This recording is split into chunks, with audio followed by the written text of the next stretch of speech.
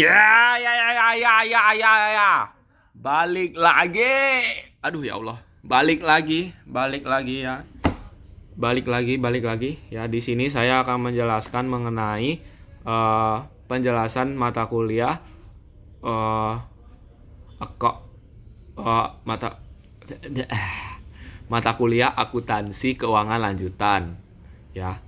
Dengan judulnya itu transaksi entitas induk dengan entitas anak ya berupa utang.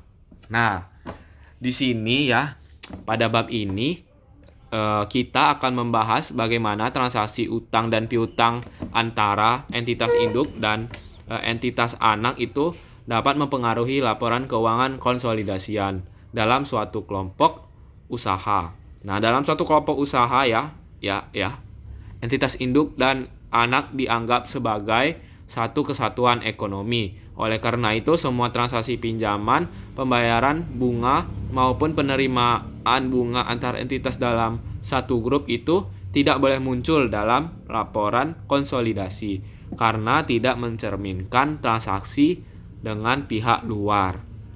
Nah, sebagai contoh, jika entitas induk itu memberikan pinjaman kepada anak perusahaannya, maka di sisi induk akan muncul akun piutang dan pendapatan bunga.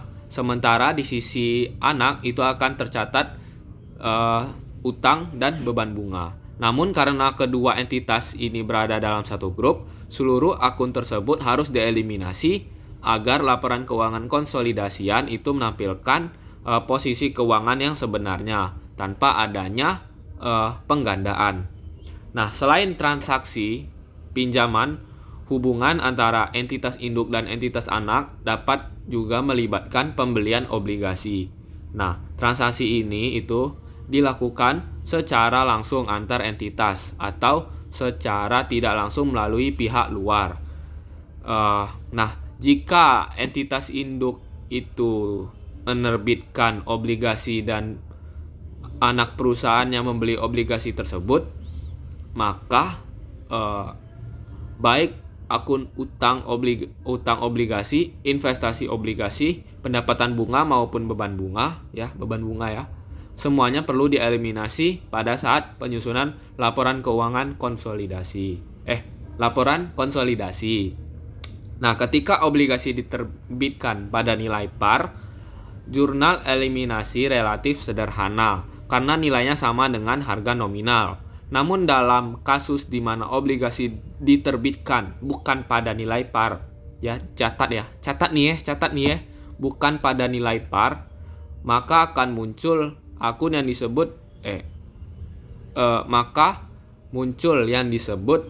diskon atau premium obligasi. Nah, dicatat premium atau diskon obligasi. Nah, jika bunga kupon obligasi lebih rendah dari tingkat bunga di pasar, maka obligasi dijual dengan diskon. Sebaliknya, jika bunga kupon lebih tinggi, maka obligasi diterbitkan dengan premium. Baik diskon maupun premium yang muncul juga harus dieliminasi karena transaksi tersebut hanya terjadi di dalam satu kelompok perusahaan. Nah, dalam praktiknya ya, entitas induk juga bisa membeli obligasi anak perusahaan dari pihak non-afiliasi. Nah, jika pembelian dilakukan dengan harga yang sama seperti nilai tercatat, maka jurnal eliminasinya serupa dengan transaksi langsung antar entitas. Namun jika pembelian berbeda, akan timbul keuntungan atau kerugian penarikan obligasi. Nah, keuntungan terjadi bila induk membeli dengan harga lebih rendah dari nilai tercatat. Nah, dan kerugian terjadi ketika bila harga perolehan pembelian lebih tinggi.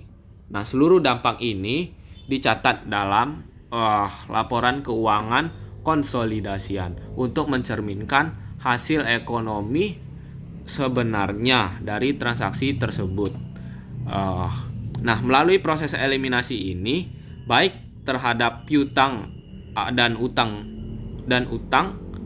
bunga maupun investasi dalam obligasi, laporan keuangan konsolidasi menjadi lebih akurat dan tidak menampilkan laba atau aset ganda yang semu akibat transaksi internal.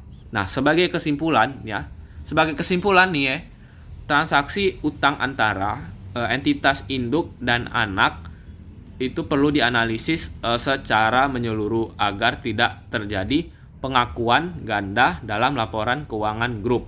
Nah, semua akun yang timbul nih dari hubungan internal termasuk bunga dan obligasi harus dieliminasi.